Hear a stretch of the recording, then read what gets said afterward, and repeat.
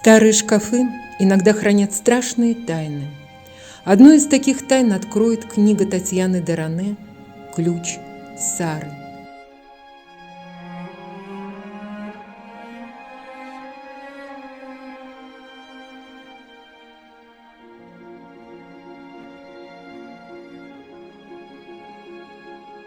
1942 год.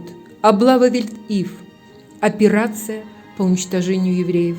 Эта книга не труд историка, не претендует им быть. Это дань памяти детям Вельт-Ив, которых больше никто не видел.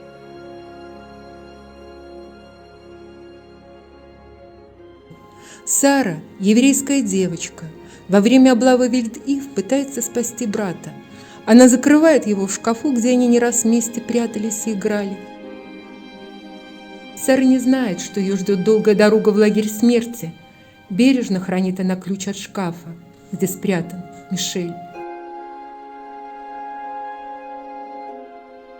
Что ждет Сару? Будет ли спасен маленький Мишель?